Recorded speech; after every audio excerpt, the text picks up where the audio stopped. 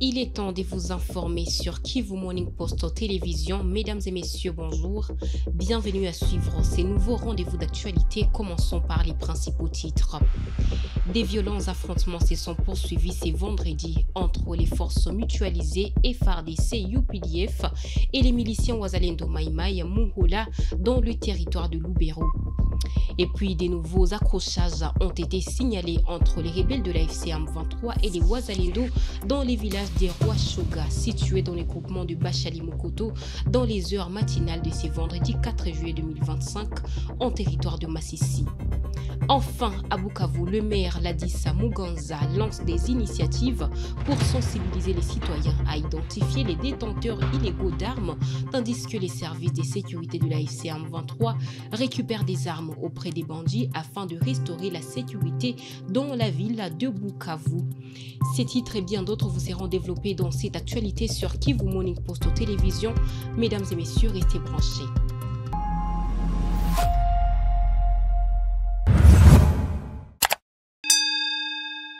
Une fois de plus, bonjour et bienvenue aux détails dans cette actualité sur Kivu Morning Post Télévision.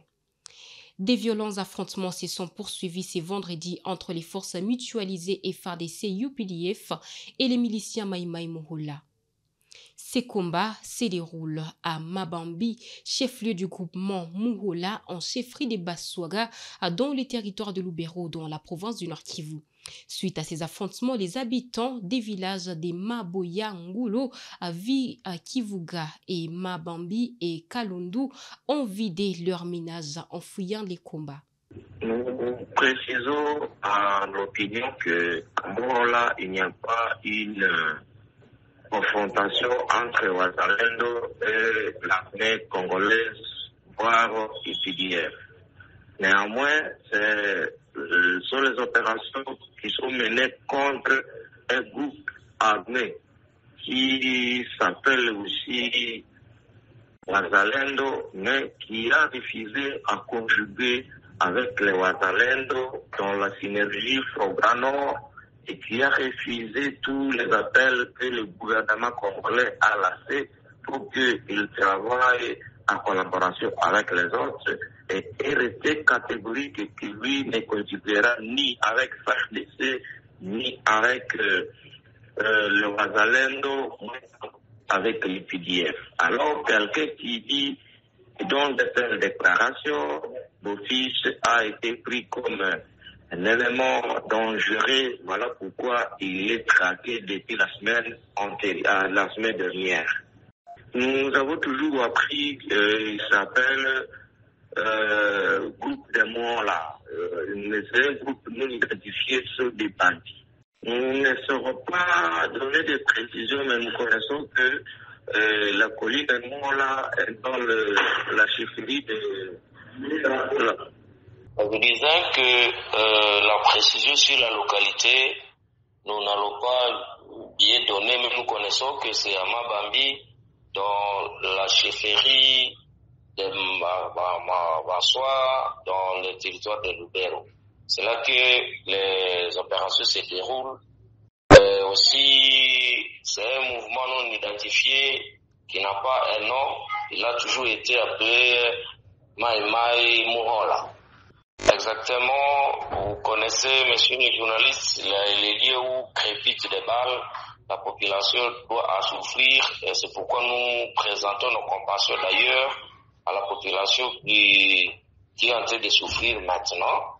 Et nous appelons que la population continue à collaborer avec l'armée congolaise, avec l'UPDF, voire les Wazalendo favorables au gouvernement, parce que ce sont ces services, ce sont ces éléments qui sont engagés pour rétablir la paix après avoir chassé ces bandits porteurs d'armes qui sont en train de violer, voler et tracasser la population dans la contrée de Moala. Je l'ai annoncé tantôt en sommaire, des nouveaux accrochages ont été signalés entre les rebelles de la FCM 23 et les Wazalendo dans les villages des Rwashoga situés dans les groupements de Bachali Mokoto dans les heures matinales de ce vendredi 4 juillet 2025 en territoire de Massissi. Suivez ces détails avec Siméon Simasaka. D'après nos premières sources, Une colonne des nouvelles unités de l'Alliance Fleuve Congo M23, récemment venue du centre de formation, sont tombées dans une embuscade étendue par les Wazalendo à quelques mètres du centre de Rwachoga. Ces accrochages lancés depuis 5h30 ont suscité une grande inquiétude au sein de la population locale avant une accalmie signalée 1 heure après. Actuellement, un calme temporaire règne dans ce village et les activités reprennent normalement, indique un habitant.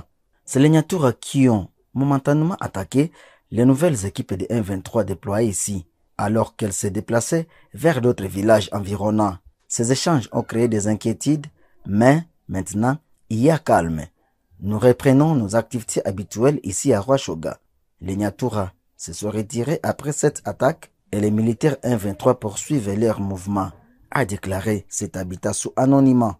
En dehors de ces échanges de tirs, l'agglomération de Rwachoga connaît des moments d'accalmie, surtout grâce à la présence des éléments AFC M23 qui sécurisent la population, sauf dans certains villages voisins qui traversent une insécurité due au Nyatura. En début de la semaine, l'AFC M23 a renforcé ses nouvelles unités en hommes et en munitions dans plusieurs villages de la chefferie de Bachali. Rendons-nous dans la ville de Bukavu, les services de sécurité de l'AFC M23 ont récupéré des armes auprès des bandits pour rassurer les populations civiles. Le maire de Bukavu, Ladi Samuganza, initie des activités pour sensibiliser les citoyens à dénicher les détenteurs illégaux d'armes. Ces efforts visent à restaurer la sécurité totale dans la ville de Bukavu. Des armes, des guerres et des effets militaires détenus illégalement ou abandonnés et 4 malfaiteurs présumés arrêtés. Bilan d'une opération menée le jeudi 29 mai 2025 à partir de 4 heures du matin dans une partie de la commune de Kadutu. Dans le cadre de renforcer la sécurité des personnes et des biens et de lutter contre les bandits armés qui tuent, volent et perturbent la quiétude de paisibles habitants, les autorités politico-administratives et militaires de la ville de Bukavu ont organisé une opération de bouclage au quartier Kasali, notamment aux avenues Toali Tabora, Murundu et sur avenue Inga Kanzaïr. Le maire de Bukavu, Ladis Muganza Wakandwa, fait le bilan de cette opération. Nous venons d'attraper 6 armes opérationnelles, un revolver opérationnel et plusieurs effets militaires qui viennent de remplir 1, 2, 3, 4, 5, 6 véhicules. Donc vous comprenez que l'action de cette nuit a porté de bons fruits. Mais ce n'est pas assez. Nous invitons la population à nous faire confiance et à nous fournir encore d'autres renseignements qui pourront nous permettre de retenir et de retrouver tous les effets de la mort. Ce sont les effets de la mort. Et comme vous le savez, ces bandits ils sont cachés dans les familles. Les familles préfèrent les cacher avec leurs armes. Et quand on leur saute dessus la vie, ils disent que ce sont les militaires d'une de toi qui les terrorisent. Et pourtant, ils sont terrorisés par leur propre population. Donc ce que nous demandons, c'est la confiance, c'est la collaboration, afin qu'ensemble, nous puissions restaurer la paix dans la province surtout. Aux amis militaires, policiers et soldats et Wazalendo, nous leur tendons les mains. Ils sont les bienvenus pour venir se faire enrôler, former et intégrer nos forces pour servir le pays à bon escient. Ce sont des enfants du pays. Nous refusons la justice populaire. Personne de ces enfants ne sera tué. Mais nous allons les rééduquer, nous allons les redresser et nous allons les remettre soit à l'armée ou à la police parce que ce sont des utilisateurs des armes. La présentation de ces armes et effets militaires ainsi que des 4 bandits présumés a eu lieu à la place ancienne coopérative de Kassali. Dans un effort pour améliorer la sécurité et renforcer la confiance entre la police et la population, la commission provinciale de la PNC dans la Chopo a conduit une vaste tournée dans la commune des Mangobo et Makiso dans la ville de Kisangani ce jeudi. Cette initiative vise à assurer une présence policière plus visible et accessible dans les quartiers. Le général-major Palanga Naweja a souligné l'importance de la proximité entre les forces de l'ordre et les citoyens pour lutter efficacement contre la criminalité. Elvis Palanga Naweja s'arrête saluent et discutent. Ce jeudi, le patron de la police d'Ala Tchopo est sur le terrain dans le cadre de la redevabilité. Une tournée d'inspection à travers la ville de Kisangani qui l'a conduit dans les quartiers populaires comme dans les zones périphériques. Partout, un même message, proximité et sécurité pour tous. Dans une école du quartier Segama, Elvis Palanganawej échange avec les responsables sur les défis sécuritaires. Il encourage les élèves à étudier avec assiduité. Pour lui, cette jeunesse est le socle de l'avenir de la RDC. Le directeur de l'établissement, touché par cette attention, salue la démarche humaine et pédagogique du patron de la PNC Tchopo. Nous sommes très reconnaissants et très contents puisque depuis 2003 qu'on avait construit cette école, c'est la première fois qu'on puisse voir un général qui arrive dans une école comme ça, comme la nôtre, pour faire la visite et pour savoir ce qui se passe réellement dans notre école. Direction ensuite Simi, où il rencontre des taximens, port des gilets, casques et dénonciation des comportements suspects. La sécurité routière est à l'ordre du jour. Il sensibilise et les taximens qui sont en ordre constituent un matériel didactique. La mission nangai onazanango, la mission bomoni ba policier nyonso ba ngi awa, ezali pona ko batela bino. To ko batela yo na biloko na yo, yo na moto na yo. Omoni ndenge bolati wana. Namoni komi 001 002 et tout là, c'est bon. Pona ko identifier bino. Wana ezelo kwa liboso ya bien. Mais il faut qu'on se sécurise sikoyo. Cela veut dire olati gilet na yo, olati casque na yo, olati ketch. C'est risquant. Les conducteurs à leur tour promettent leur collaboration. Général Navila Kisangani, ya boye tozwana note biso ba mota. Tozana sengo ya makas po général aboye totikala komona na note amikitisi. Donc aye epana biso asololi malamu. Toko soutenir vision ya général oyo batindeli biso à 100%. Au Cambercy, la sensibilisation continue, cette fois-ci auprès des familles des policiers. Discipline, propriété et vigilance sont rappelées pour éviter toute infiltration. Face aux fuites de certains jeunes à la vue des jeeps de la PNC, le général Palanganawej rassure. La police n'est pas une menace, mais un rempart contre l'insécurité. Une présence active et visible qui vise à redonner confiance à la population de Kisangani.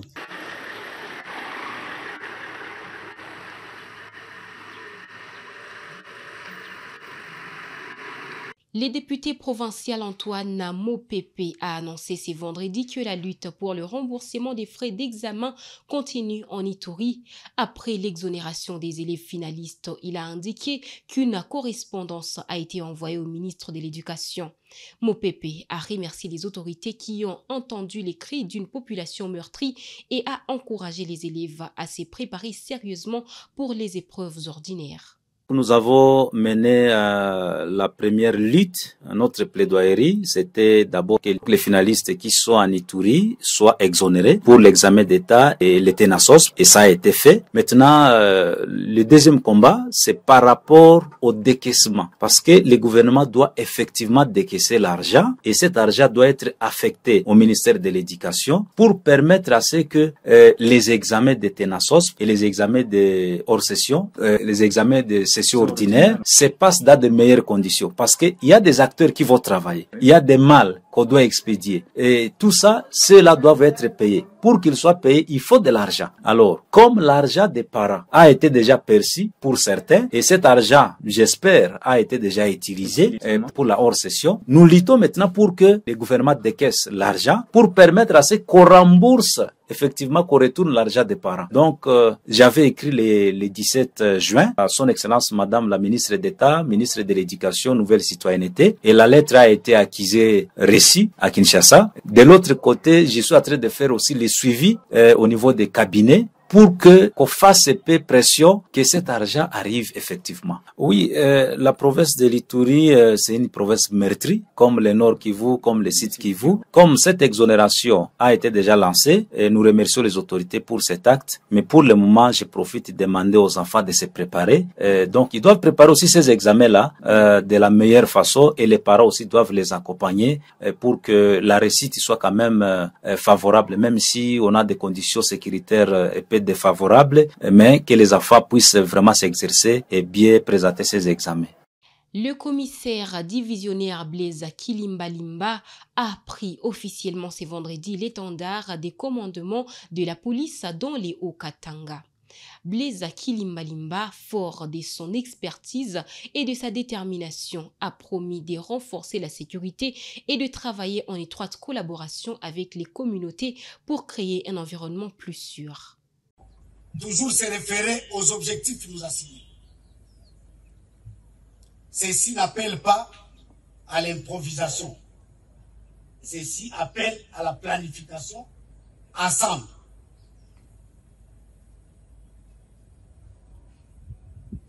Ceci appelle au commandant qui doit savoir son rôle d'encadrer en tant que leader les hommes qui sont mis à sa disposition. Et jaloux de sa mission. Et il doit comprendre qu'il y a un certain nombre d'attitudes et de comportements que lui doit adopter et que ses subordonnés doivent adopter pour obtenir les résultats. Quand on parle de la sécurité, c'est-à-dire il y a possibilité qu'il y ait des menaces de plusieurs ordres, politiques, religieuses, sociologiques, anthropologiques, environnementales. Tout ça sont des menaces et nous sommes appelés à réduire, à gérer pour que ça ne puisse pas escalader. Nous sommes dans une province minière. Les mines sont convoitées par tout le monde. Il y en a qui veulent les obtenir même par moyen de violence, par vol, par des trafics illicites. D'autres veulent ravir l'argent de quelqu'un pendant qu'il dort en les braquant les armes. Je parle de voleurs à main armée. Je parle de casseurs de vitres. Voilà les menaces claires que nous avons en province.